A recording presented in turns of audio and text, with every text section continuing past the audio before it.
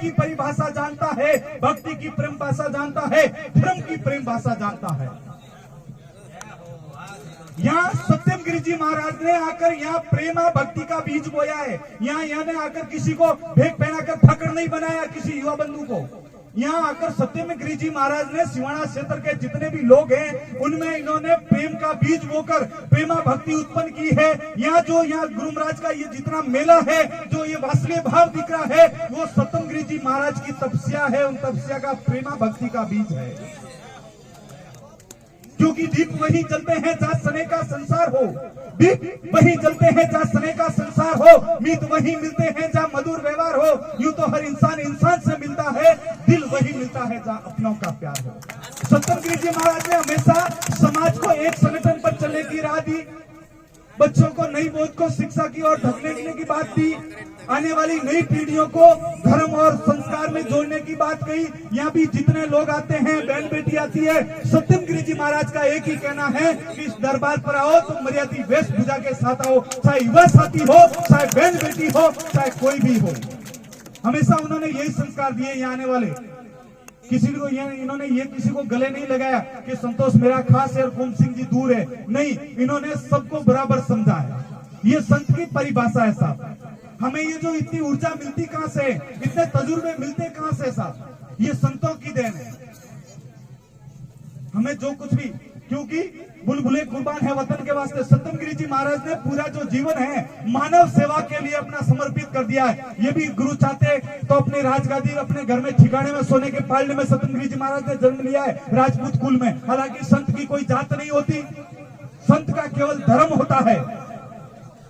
मगर सत्यम गिरी जी महाराज ने अपने मानव सेवा के लिए, अपनी नई बोध को धर्म के मार्ग चलाने के लिए भेक धारण कर लिया, अपने घर बार छोड़ दिया, माता पिता को छोड़ दिया, केवल मानव सेवा के लिए यहाँ कोटेश्वर धाम में विराजमान है।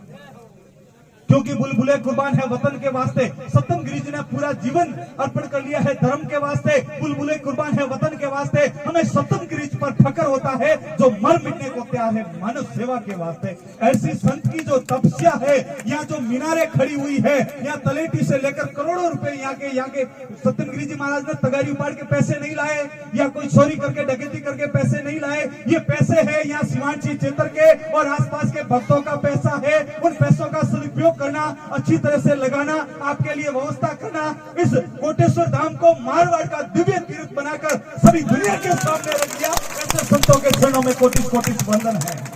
मैं आप सभी से निवेदन करता हूं कि आपके एक एक रुपये का सदुपयोग हो रहा है, आपका पैसा कहीं अनलीगल नहीं जा रहा है। आप जितना भी पैसा देते हो किसी भी वजह से, चाहे यज्ञ के माध्यम से दो, चाय पानी की व्यवस्था के लिए दो, भोजन प्रसादी की व्यवस्था के लिए दो, ये सारी की सारी व्यवस्था अपने लिए हो रही है। और बाहर के जितने लोग, आज तो राजस्थान के बार से भी लोग यहाँ आते हैं दर्शन करने के लिए, उनको भी लगता है कि शिवानसी छप्पन की पहाड़ियों में एक ऐसा दरबार है, कोटेश्वर धाम है, जहाँ का शिवलिंग प्रकृति से उपना हुआ है। किसी कारीगर ने नहीं घड़ के बनाया है, किसी कारीगर ने उसका घड़ाई करके कारीगरी करके नहीं, ये तो प्रकृति का, भगवान शंकर का उपजा हुआ शिवलिंग है, प्रकृति से बना हुआ है। ऐसा कुछ हम सब लोगों को लगता है कि माँ पार्वती ने और भगवान शंकर ने कोई ना कोई युग में यहाँ तपस्या जरूर की होगी, इसीलिए यहाँ हमारा सब लोगों का आने का मन बढ़ता है साहब। यहाँ जो आने का मन होता है ना बार बार, आप सब लोग यहाँ के गांव के, आपका मन क्यों होता है? हम तो बाहर के लोग हैं, बाहर से कभी यहाँ सेल्फी लेने के लिए आ जाते हैं। कुछ बहन बेटियों को ऐसे ही कोरोना काल में समय बहुत हो गया, घर से बाहर नहीं निकाल पाए तो घूमने के बहाने आ जाते हैं। मगर आपके यहाँ के लोकल, यहाँ के स्थानीय लोग क्यों आते हैं? क्योंकि भगवान शंकर की तपस्या और सत्यम गिरी जी की क्रम साधना आपको यहाँ खींच लाई है साहब। क्योंकि कर्म साधना करके जिसने जीवन सफल बनाया है, उन्हीं की जीवन गाथा का इतिहास सामने आया है। जिन लोगों ने कर्म साधना की है उनका इतिहास सामने है, चाहे सत्यम गिरी जी हो और यहाँ पर बैठा हुआ कोई पुण्यशाली भगत हो। कर्म आपके दोनों के बरोबर है, आप देने वाले हो और वो यहाँ के सदुपयोग करवाने वाले हैं। और यहाँ की जो संत की तपस्या है उनके बारे में मैं बखान नहीं कर सकता, इसीलिए अगली पंक्ति के लिए मैं भाई ओम प्रकाश जी प्रसाद से गुजारिश करता हूँ। 18 मिनट आपने सुनवाने